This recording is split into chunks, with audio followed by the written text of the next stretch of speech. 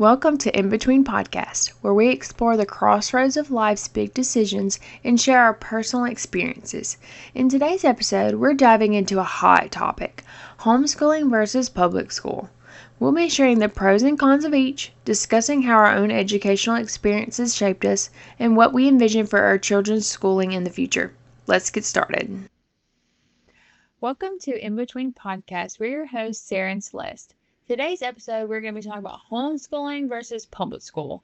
And that is a topic that me and Celeste both are familiar with as far as the homeschool part, because I was homeschooled from the 8th grade until the 12th grade, and Celeste was homeschooled her whole life. So we just wanted to talk about that and what that looks like for us, and then what that is going to look like for our children, and then the pros and cons and everything to do with that. Now, homeschooling isn't for everyone, and public school isn't for everyone. So we just wanted to talk about just different perspectives and just things that we've been through and what our lives have looked like throughout our school years. Go ahead. Yeah, like Sarah said, we were both homeschooled. That's actually how Sarah and I met, through the homeschool sports that were like community put together, and we would go around and play other Christian schools. And so it's actually pretty big. By the time I graduated, I think there was a whole boys varsity and a whole boys junior varsity, and then even like a 7th grade team. And then for girls, we had a whole junior and varsity team of basketball, which is pretty big.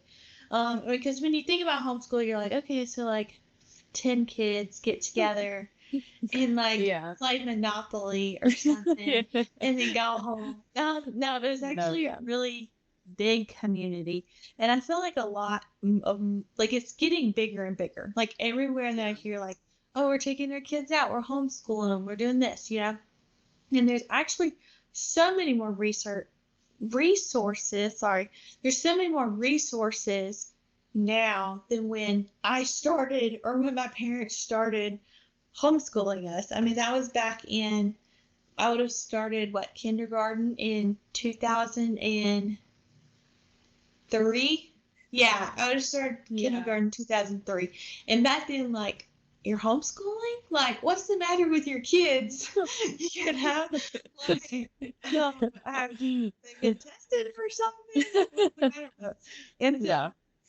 And now it's more common, actually, when you see kids, you're like, oh, they're homeschooled, and so Sarah and I both were homeschooled. I feel like Sarah and I have different opinions about it in good ways, and also different experiences. My experience was my mom got a curriculum, and we worked through a whole workbook. So I would have workbooks for each subject, and I would work through that whole entire book for the whole entire school year. The school year wasn't over until I had finished the last page of the workbook.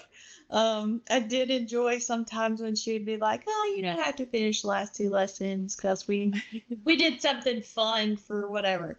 And that was the best thing ever. Get out for summer early. It was great. No more math, But that's kind of how it was set up. My brother and I were both home. We would do school together, sitting at the kitchen table. As we got older, my mom put us into co-ops. They call them co-ops, and it's actually places that homeschool kids can go, and volunteers teach a certain subject to them. And so if your parents aren't very good with chemistry, you can take a chemistry class, or if your parents aren't good with teaching you language, then you take the language class from another mom who maybe has a degree in that, or is just really good at math or something like that and can teach algebra really good or something. So my mom would do that. My parents honestly were very well diverse in studies, because my mom was an elementary school teacher and also has that degree and background. And then my dad is a mechanical engineer. So when it came to science and engineering, my dad had it covered. When it came to language and reading and all that, and history, and my dad's kind of like a history buff a little bit, and then would fill in, And so like they basically had it covered. The only thing that I ended up taking was a chemistry class, really, once I got into high school, because my mom was like, I'm not teaching you this. It's too hard. And I actually want you to do good in college, when it comes to chemistry. I actually never took a chemistry class in college. And I think it's because I took that chemistry class in high school and I was like, what degree can I get that I do not have to take chemistry? Okay. And so I chose that degree. So that's kind of how my homeschooling thing went. I would say that once my brother, because he was 2 years older than me, once my brother graduated and started going to the community college closest to us, I would say that was the point where like I kind of got a little lonely and like missed more like community and wish I had like somebody to talk to, because at that point I was doing all my studies basically by myself and teaching myself. And so like my brother had always kind of been like that, hey, what about this? Like classmate, And so once he graduated, it really got hard on me, and I did my whole 11th grade year without him. And I'd say it was pretty lonely that year, just doing school. Like, I just like, this kind of sucks, But then my 12th grade year, my mom allowed me to do dual enrollment at the same community college that my brother went to. I don't think we took a single class together. If we did, I don't remember it. But I enjoyed the interaction at that point because I was about to head into college and enjoyed actual college classes and the experience of that. So that's my homeschool in a nutshell.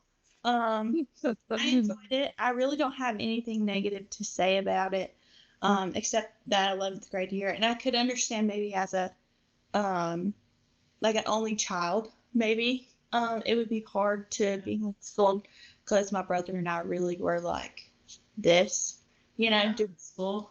And so I could see it. I could see how you can have different perspectives about it, for sure.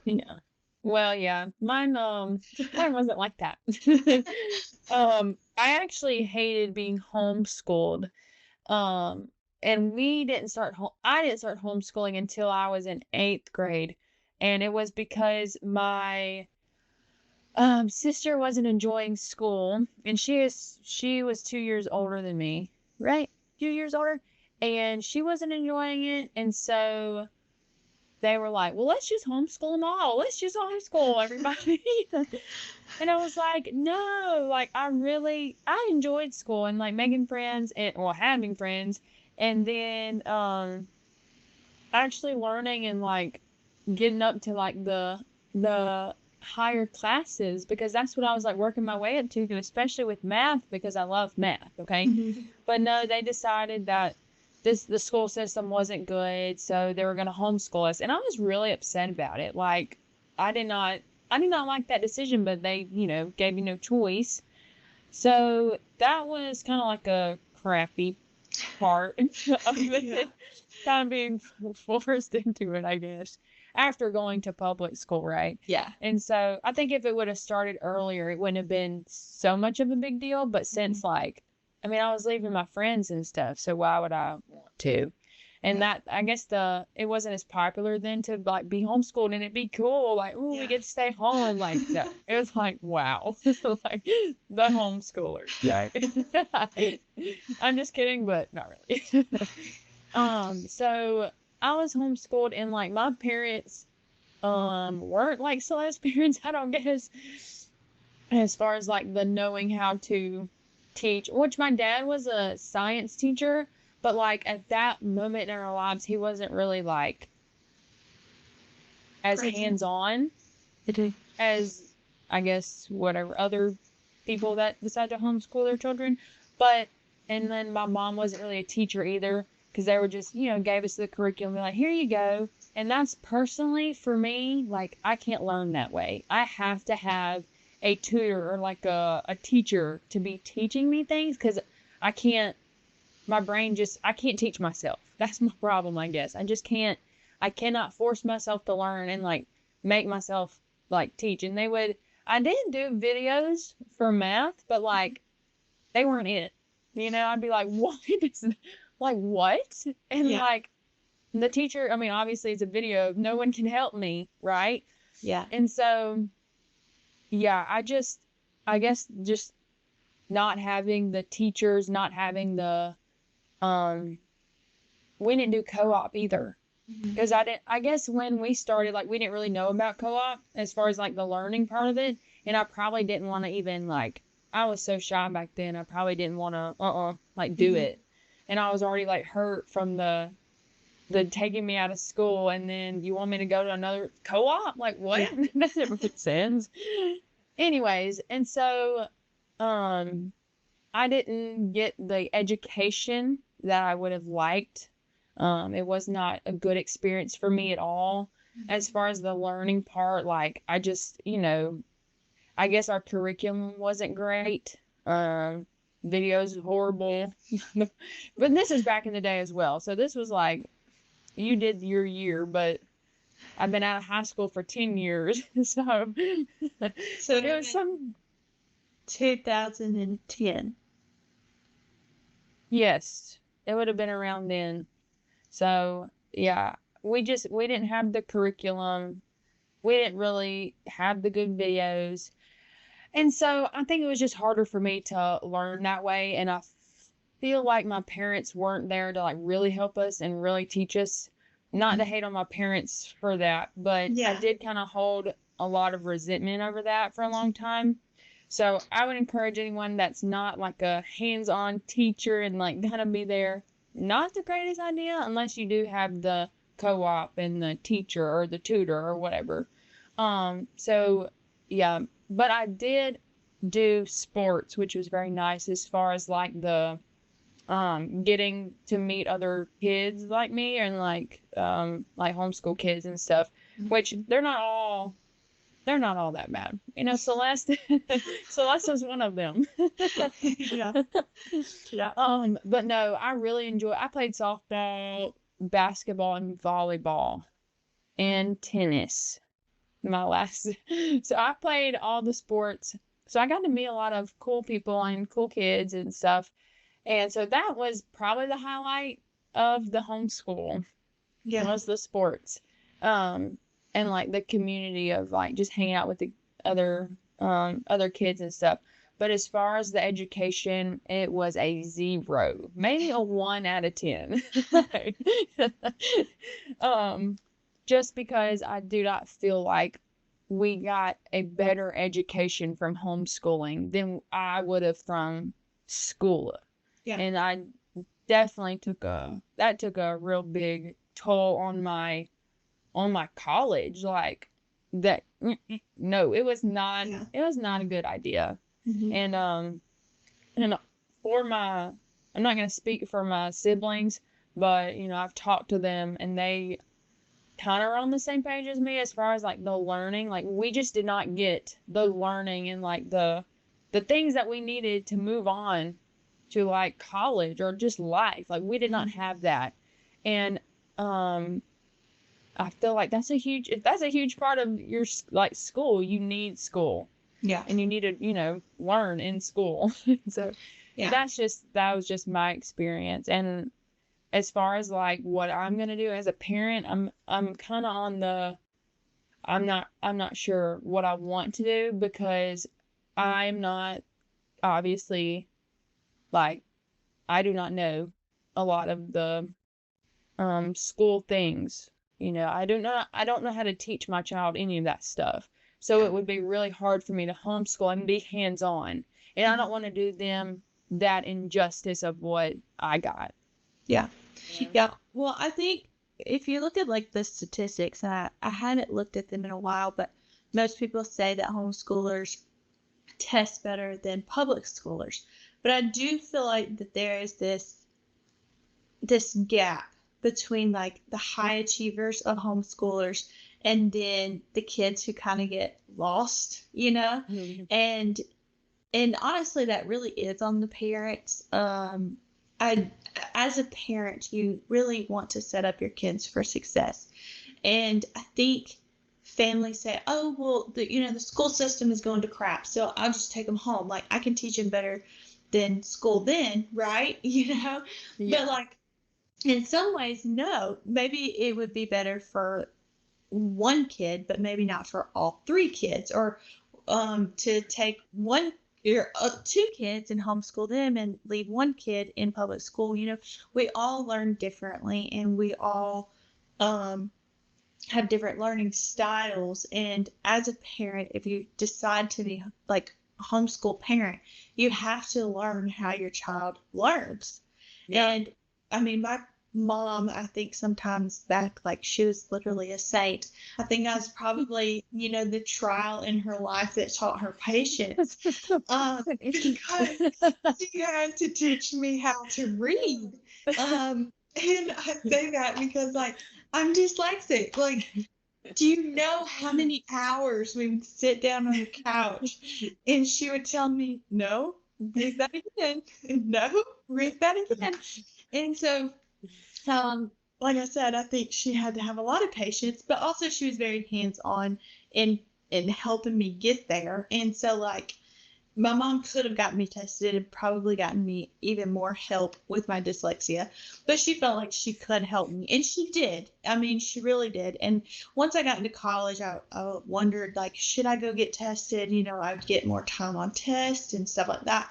But she really did help me eventually get to a point where, like, I can read fluently, and not stutter on everything, and, like, not mispronounce every single word that I read.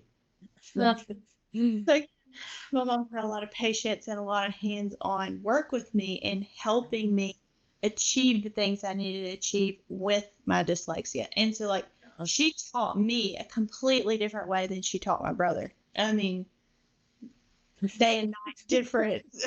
Because I would be like, why does he get to do that? And I don't get to do that, and I noticed the difference, but also, like, there was no way I could keep up with what he was doing, and, because I would have gotten left behind. And honestly, I think in school, I would have gotten left behind. So homeschool was best for me, because there was no way with my dyslexia that I could have kept up in a classroom. No way. I would have ended up having tutors and, like, getting pushed through. Because, like I could read at like third grade and stuff, but, like, not at a third grade level. I would say I was still probably maybe at first grade level as a third and fourth grader. Like, I was struggling. Oh yeah, absolutely. And so, like, my mom helped me with that. And so, like, I think, as Sarah was saying, like, you struggled and, like, didn't get the education that you needed. And so I feel like there is that gap, and people look at the statistics and say, oh, well, if they're homeschooled, they'll test better. But, like, it takes so much work, and it takes so much commitment as a parent. Like, it's not just like, oh, well, I'll throw some books at them and they're going to read them and they're going to learn. Well, in my case, if my mom would have thrown a book at me, I wouldn't have been able to read it. So there would have been no learning.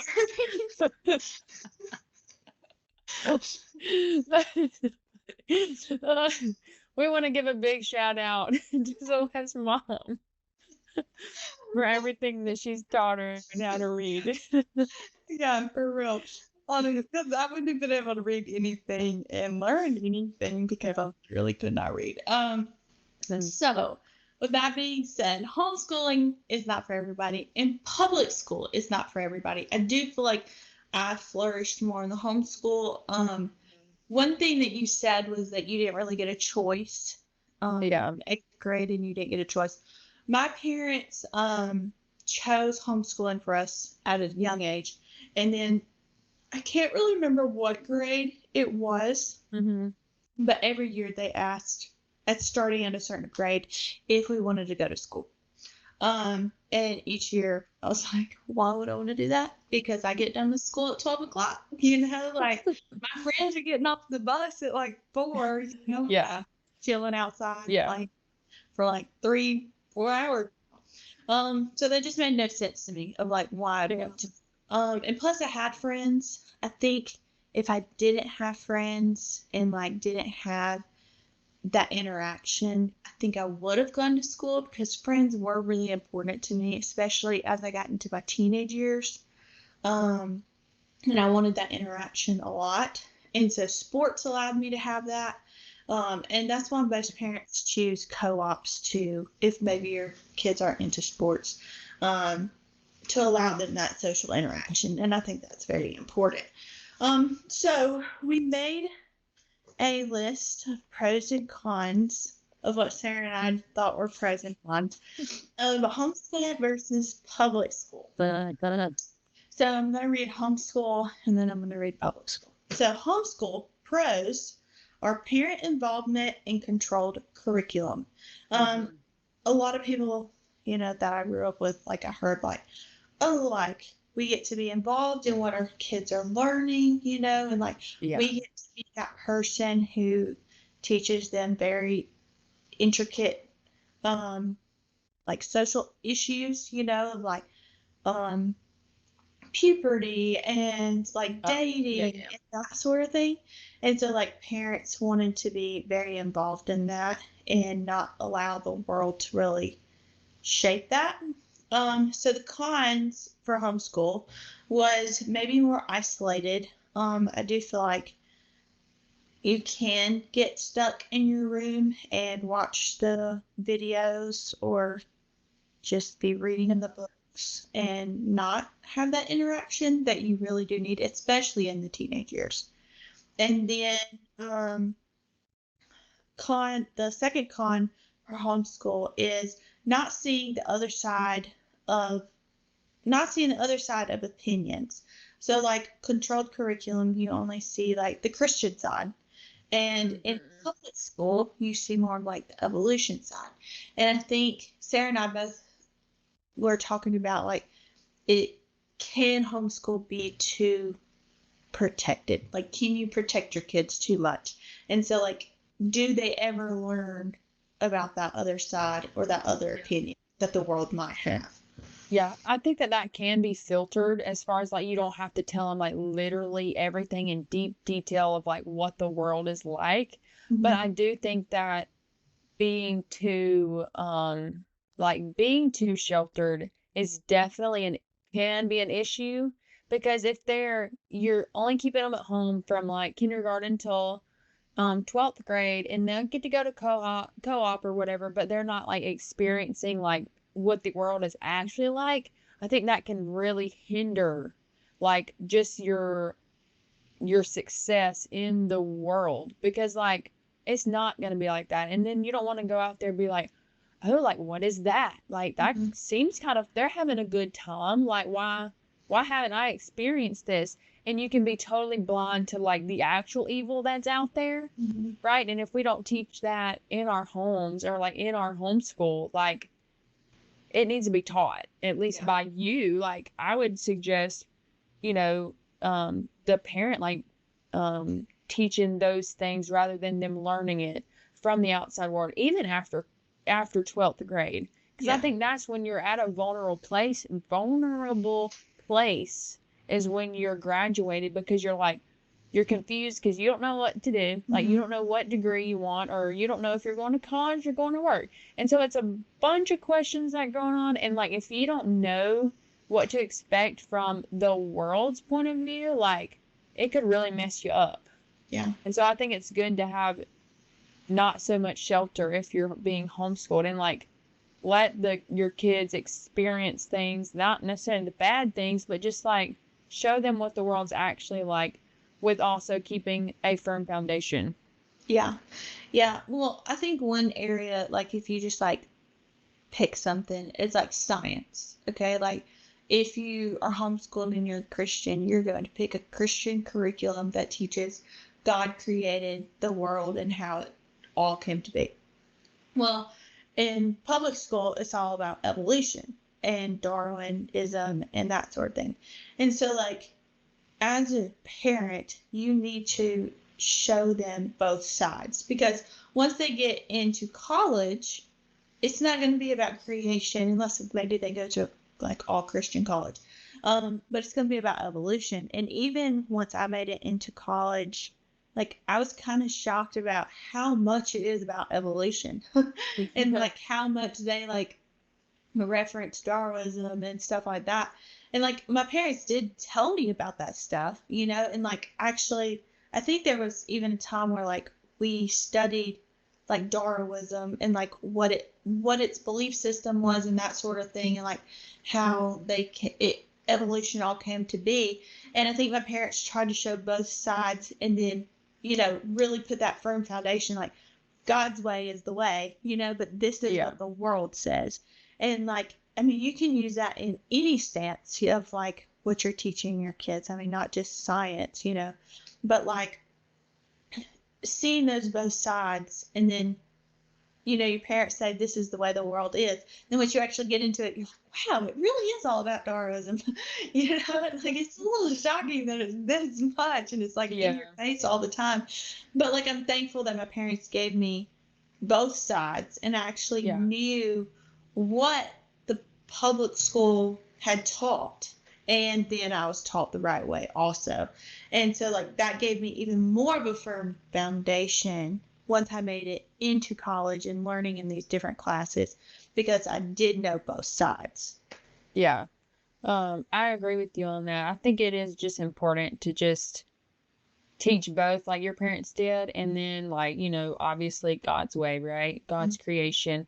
And then, basing off that and be like, but you're going to see these things in the world, and it's going to push you. Like, it's going to pressure you into like almost making you like want to believe that's true, and like turning you away from God. And we just gotta, instill that in our children, and just, tell them the truth and show them every part of the world and how it is, because like, we need to be strong. And if we're not, I feel like if you don't know everything, you're not as strong as you could be. You know what I'm saying? Like, as far as like, just the more you know about stuff, like, the more you can like cover it with scripture, like say like, Lord, like almost like shield me from that, to don't bring that into me or my family, but it's like a good thing to know about it, so you can like be like, no, you know what I'm saying? Does that make sense? Yeah.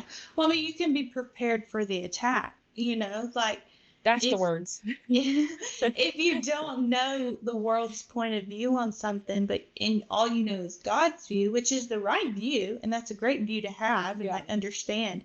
But if you don't understand the world's view, then like, how are you going to know how to combat that? Like, how are you going to know how to argue your stance if you don't even know what they're arguing about? You have no knowledge of what they're saying, their belief system, or what they have come up with in their theories and stuff. So it's very, very important. Okay, so public school, pros and cons. Pros, lots of social interaction. I feel like that's a good thing. Social interaction, especially in your teenage years, like, peers are important. As long as they're good. As long as they're good. But that's homeschool and public school. Exactly. So social interaction, and then I said more adult influence, because you have teachers. And I think that's important, that it's not just your parents pouring into you, but that you have other people speaking life into you, especially adults. And I've heard of like other people being like, this teacher, changed my life and like made me believe in myself, and I think having that good adult influence is important. Cons is high world influence. So you have that, lots of social interaction, but you have that high world influence. Like, you are bombarded with it constantly. There is no break from it until you come home from public school, and we keep on saying public school, Christian schools too. Okay. They might teach Christian curriculum, but the people in it might not be Christian, and the conversations might not be Christian. Okay. So you're still getting that world influence of like what the world says and that sort of thing. Which Sarah and I both said, in the day in which we live now, the world influence is so high, regardless if you're in homeschool or public school. I mean, I think public school kids get it a bit more, but social media now, I mean, it is at our hands all the time, especially if we're teenagers and we have phones and we have social media and all that. I really don't think it's good for us. I don't think it's good for this generation. My generation was at the beginning of it because I'm a millennial. No, I think I'm a millennial.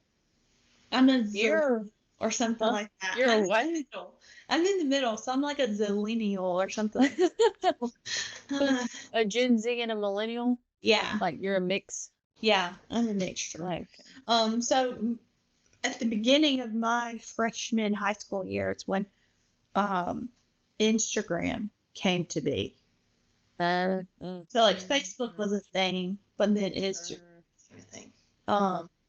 And I feel like that completely changed social media. yeah. So it's kind of at the brink of that. Honestly, I could not imagine being a teenager in this day and age with all the comparing and all the body shaming and all the hate that people get from posts. Yeah. I don't think it's good for the mental health of our teenagers at all. So it's evil. It gives you so much anxiety. Like, it needs to go away. Yeah. Like, so bad. Yeah. It's so bad. Yeah. Yeah, no, my kids will not be on social media. Mine either. I don't think, no, absolutely not. So if you're a parent and your kid has social media, check in on them. Check in on them. Yeah. Make sure they're actually doing okay and they're not just faking it in front of you, because social media can ruin your life very fast. So that was one con, high world influence. And then the other one was not getting to control what is taught. So not getting to control the curriculum that they're taught. Typically there's no God in it unless they go to a Christian school. And then you're still not really able to control what they're taught. Yeah. No, I Yeah. think a lot more people are getting homeschooled due to just like public school policies and like what is being taught, or like you don't like that at all, or like the gender neutral stuff, like all that stuff. That is something else that I'm just like, I don't even know. I don't want to hear about it. Curriculum, not having Jesus a part of it. Bad influences as far as like what other kids are telling the kids that are innocent kids, because that can be, a dangerous thing, of course, like having just bad kids teaching the good kids, right? And then like all the shootings that are going on is like very scary, and like I wouldn't want to send my kid to school. Obviously, you wouldn't know if it was going to happen or not, but that's like a scary reality that we have been in for like, I guess ever, but more recently. Yeah. Especially the gender things too. I don't even know. Yeah. Well, I mean, the gender issues is a huge one that parents are pulling their kids out on, especially like the gender neutral locker rooms and sports. Depending on what gender you identify with is what team you get to be on. I want to start with the bad influences for a second, because like the influences are getting younger and younger and younger. And I think we always kind of see, oh, well, they'll have bad influences in their life, or maybe not such good friends around like the end of junior high to high school, And I think that's been the norm for years. And I think in our parents' lives and grandparents' lives and that sort of thing, is you kind of have that rebellious time during the end of junior high to beginning or end of high school. I mean, there's like Grease and what's all those other shows that are about like rebellious high school kids. It's like, it's not Greece. Oh, And yeah. in Greece, yeah, Yeah. Greece and No, yeah. You're right. You're right. and Footloose and stuff like that, and it's like, That's right. oh, they're rebellious, in high school, and they're like having bad influences or whatever. Okay, Yeah. one of my co-teachers, we were talking one day, and she was telling me that her son's little friend at school, was telling him how to smoke weed and like how you make the whole thing and how you light it up and everything. And I mean, Alabama is a no weed state, so we know that's illegal. There. So her son's getting taught how to do things that are illegal. How old is he? He was in 3rd grade at that Okay. Okay. and then as a preschool teacher, I've heard a lot of things come out of 2-year-olds' mouths that shouldn't come out of 2-year-olds' mouths.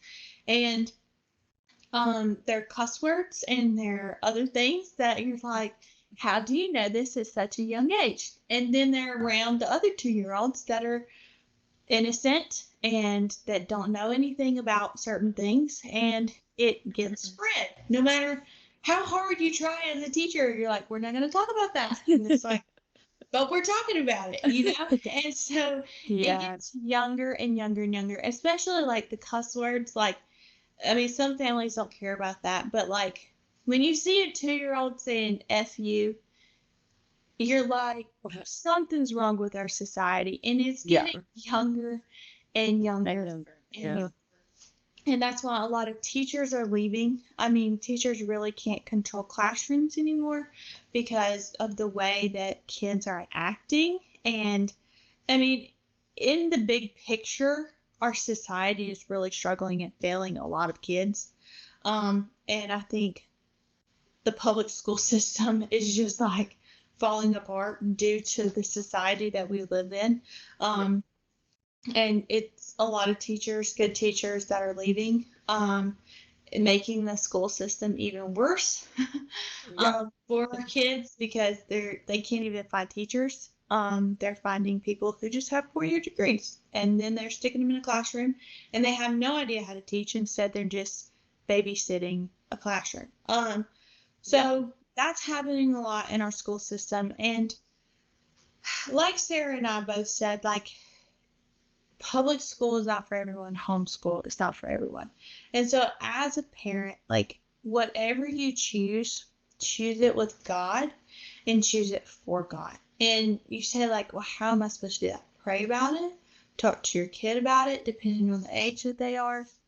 And, like, try whatever you do. Like, just because they start out at public school at the beginning of the year does not mean that they cannot stop the year or end the year by being homeschooled, or vice versa. Just because you think, oh, homeschooling sounds nice and it's great or whatever, and then you start it and you're like, I'm not equipped to actually teach my kid, or like, this is not going good. I might need to put them in. You can put them in, Just do whatever you do for God and with God's guidance for your kid.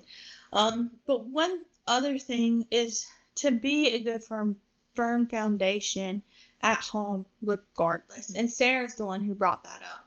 Yeah. No, yeah. I mean, I was gonna talk about, like you were saying, like kids learn it at such a young age, and that is so, like, I understand that because Brinley is 2.5, and she's already asking me like questions, not like she has influence from anything else. Like, we don't talk about none of that stuff.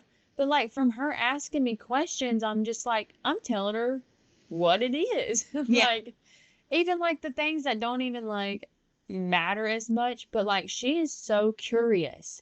And it's like, what do I say? Like, you are so young. Why are you asking me these things? Right? And I think that, obviously, like, I am telling her what the things are. And, like, but being, like, confident about them. And like, and obviously when she gets older, like affirming and like trying to make her not say those words, in front of everybody, but there's not much you can do with a 2.5-year-old, So if my kid's the one spreading things, I am so sorry. She just knows things, okay? And because I tell her, and I don't think that that's a problem. I Yeah. think it's the way that it's being told is the problem. Mhm. And there are correct ways to tell your children things. And the cussing and the learning the things, they see. Kids see what you're doing. And like, kids see and they hear and they will repeat. So if you're talking about that stuff, like, and there's no way that they wouldn't repeat what you're saying, you know? And as far as having that firm foundation in the home, like that is so important. Whether you are doing homeschooling or public school, like that firm foundation is the most important. And you need to be good influences for your children, like good leaders. Make sure that they have good friends and like a good church family that you're going to. Like, make sure those teachers and leaders are pouring into them. But the firm foundation in the home is so like needed. Because like, what are your children coming home to after they've had like the worst day at school or whatever? They need to be like, know that they're appreciated at home and like taught these things that um, like the Bible and like Christian things. So like when they do come home, that you are instilling these things in their minds. So when they go to school, it's like they are strong and they are like, they know their worth, you know, because they do get such a great influence from public schools or from co-op or whatever it may be, you know, Yeah. and they just need to know that they do have a firm foundation at home. Because we feel like maybe if we are doing public school that we won't have much influence on them. Like we can't help them. Like they're going to school and learning really bad things. Like we can't help that. But if you're not able to homeschool, like from just you work, like you have a job that's demanding both your husband and you just can't afford to homeschool. Like that is okay. You know, pray that your child is learning what they need to learn in school and then they come home and like still have a strong foundation. I think that that is just key because not everybody can homeschool and Yeah. save their children from the public school system. And I think that that's just a reality that, you know, some people live in, and that we need to pray for our children on a daily, like if they are struggling. And I think bullying is a huge thing in schools. And like I know I've heard that like some schools don't like help the one who's being bullied, and like that's huge. And I understand that like that can be like a burden on your family and you're like you can't do anything about it. But like we can pray for our children. We can have that firm foundation at home and be like this is just life, you know, and it's going to be hard because even like adults have bullies, you know, not just children. Adults are bullies. Everybody is a bully, and we all have to live through it in our work, in our, you know, daily lives, at the grocery store. Like, people can be mean sometimes, and that's just how people are. But, like, going home, learning at home, what are we at home? Like, that can be, like, the way that people should be, and that can be your safe place for your children. Yeah. Yeah. I think the firm foundation at home is so important. And combating those lies that, you know, they might have at public school and keeping that open communication with your kids if they have questions about certain things, like allow them to have a safe place to ask those questions and to understand like God's truth about those questions as you like teach them the other way, you know? One Bible verse is 1 Corinthians 10:31. It says, "So whatever you eat or drink or whatever you do, do it all for the glory of God." And I chose that verse for this episode, for me, because whatever you do, do it for God. So whether you homeschool, do it for God. Whether you send your kids to public school, do it for God, and pray for God's influence in both of those. I think with God's hand in both of those, It can shape and transform your kids in a very powerful way. And it can help you as a parent, and like whatever you do, do it to the fullest. And so if you're homeschooling, like put forth your best effort. If you don't know the curriculum, find that tutor for your kids. Don't give up on it. And then if your kids are in public school, like be that parent who shows up. Be that parent who is very involved, or as involved as they possibly can be in your child's social life, in their curriculum, in their meetings, in their clubs that they're in. Like, be that parent that's like, I'm all up in it. Yeah. Don't take, their freedom away from them because of it, but be that parent that's there for them. I think that's very important. So whatever you do it for the glory of God. Sarah has Matthew 7:24 through 25. Yes, this will be talking about a firm foundation. It says, "Therefore, everyone who hears these words of mine and acts on them will be like a wise man who built his house on the rock. The rain fell, the rivers rose, and the winds blew and pounded that house. Yet it didn't collapse because its foundation was on a rock."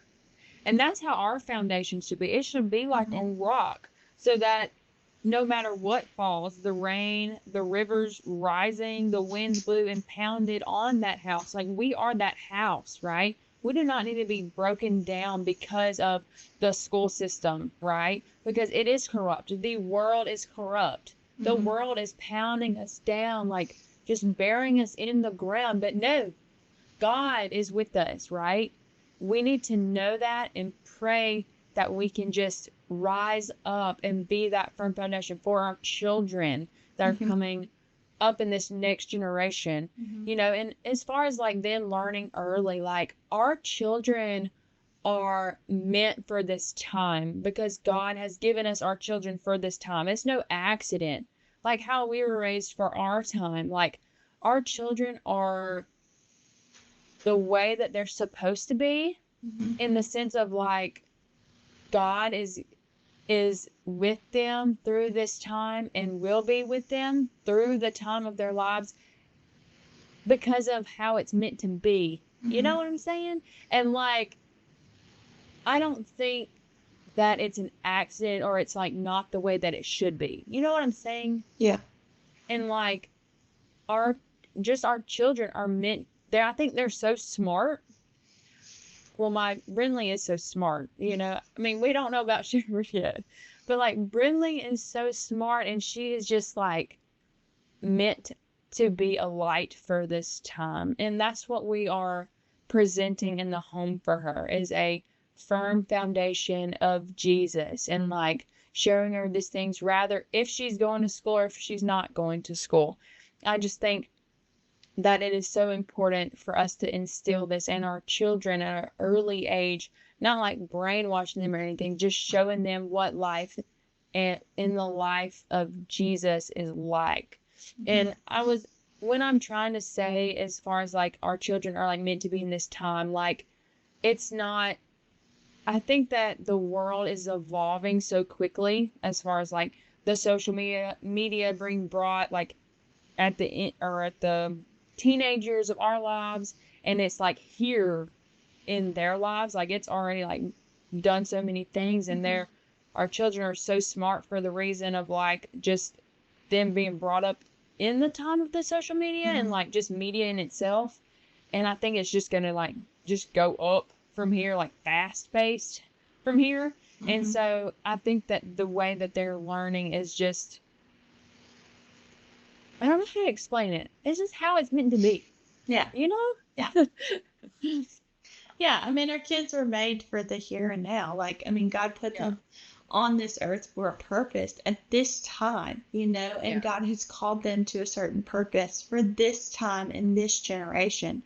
And so, like, as parents, we need to give them that firm foundation to come back to when the world hits at them, like winds and storms, and the, river rises, and it's going to happen. Like, the world is going to push on them, especially if they're different and especially if they're showing God's light.